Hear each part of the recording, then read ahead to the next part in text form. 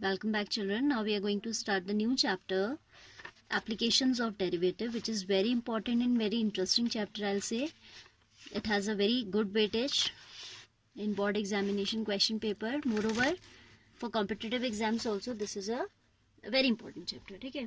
So, in this chapter, we are going to study many topics, which I'm just briefly telling you here. First of all, we are going to study about rate of change in quantities.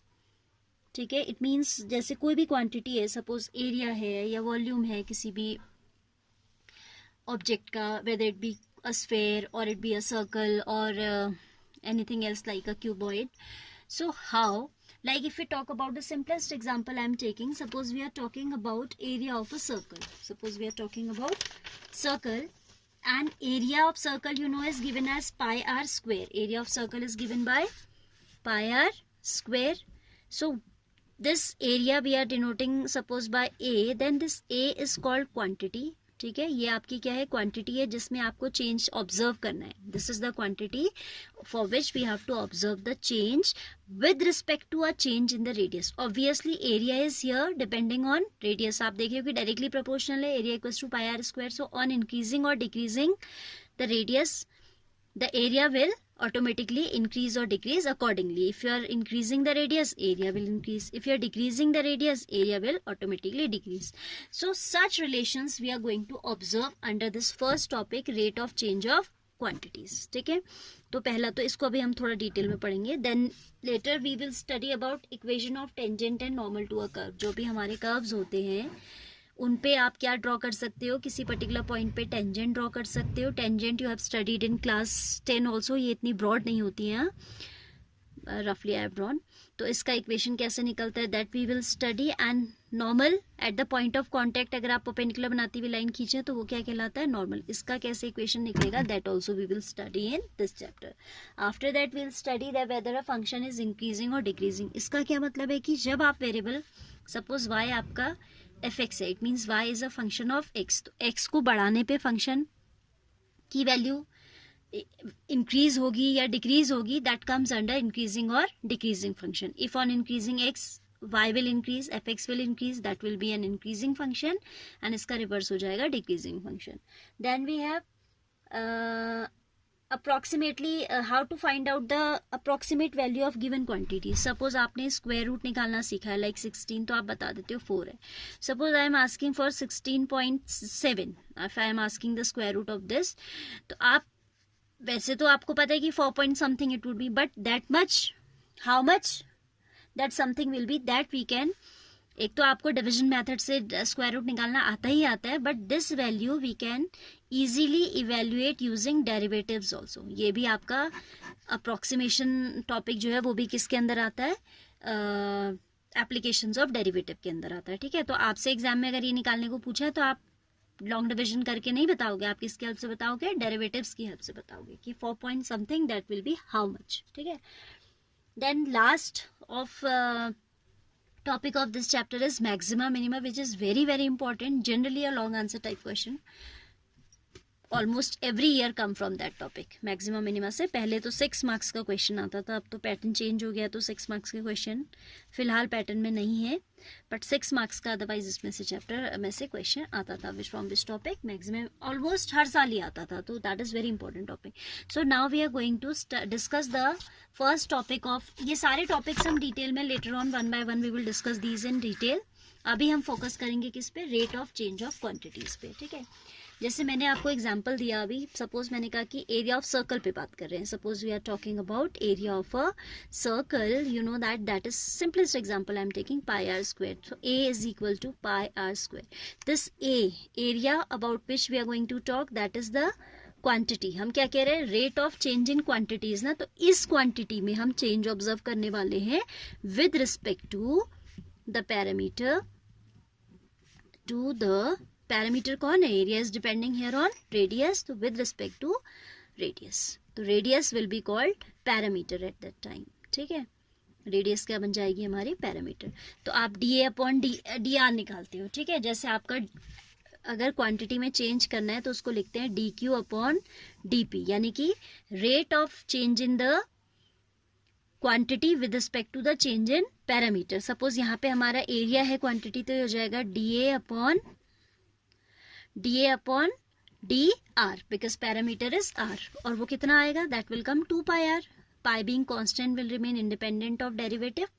ठीक है, and R square में पार rule लगेगा तो 2R आ जाएगा. And फिर आपसे कभी कभी पूछता है कि लाइक क्वेश्चंस में आपसे ये कहता है कि rate of change in the area when radius is 2 suppose, तो आप फिर रेडियस की वो वैल्यू रख देते हो जो वो कहता है. ठीक है, अब ये तो सिंपलेस्ट केस हुआ when you have to find out the rate of change in the quantity with respect to this parameter only.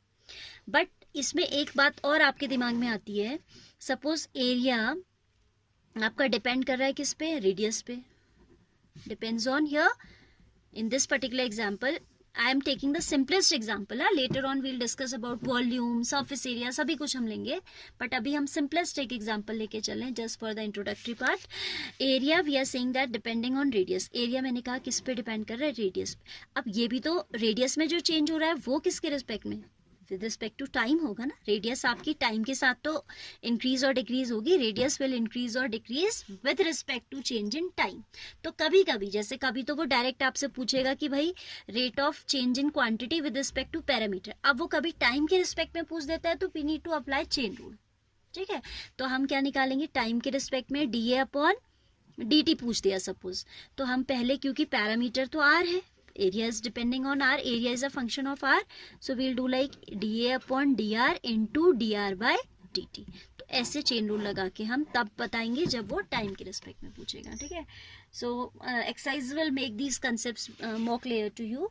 ठीक है, तो rate of change in quantity is basically written as DQ by DP. It means derivative of the change in the quantity with respect to change in time. ठीक है, rate of change को हम generalise कैसे करेंगे, rate of change in quantity Q will be generalized as change in the quantity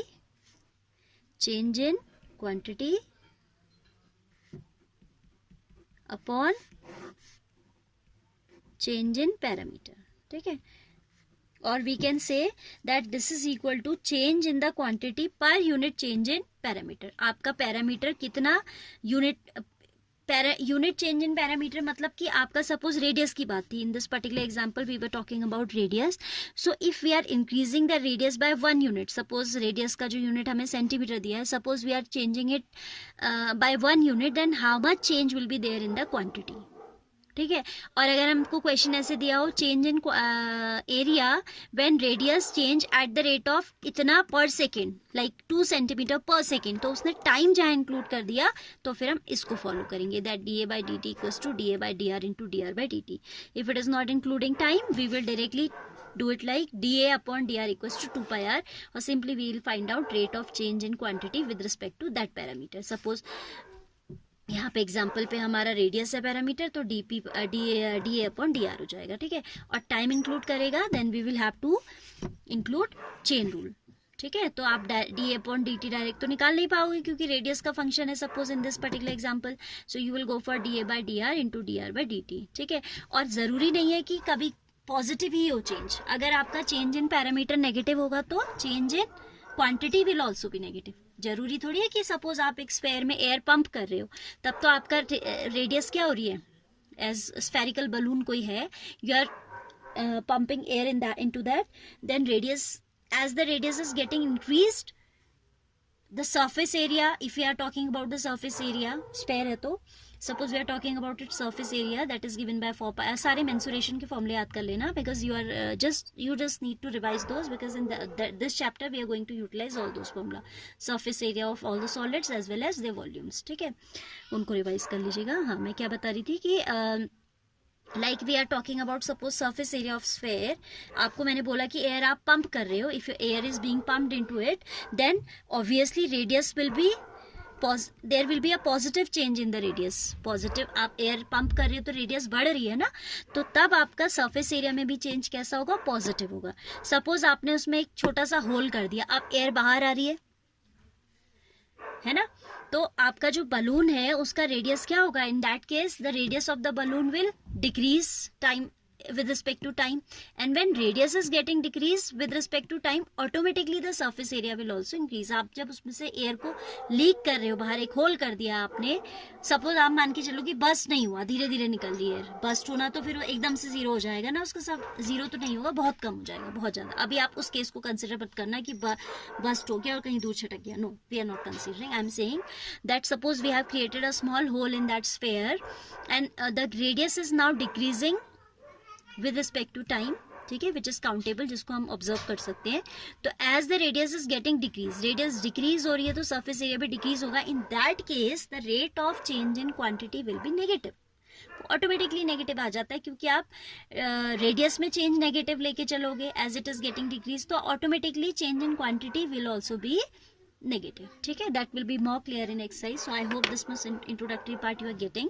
Now in the next video we'll start the exercise based on applications of derivative, and the first topic we are going to take rate of change in quantities. कुछ ऐसा है जो यहाँ पे नहीं cover हुआ है. If I have missed out something, definitely when we'll be observing the questions तो खुद ही दिमाग में आ जाता है कि this was left to be told and I will cover there. Okay.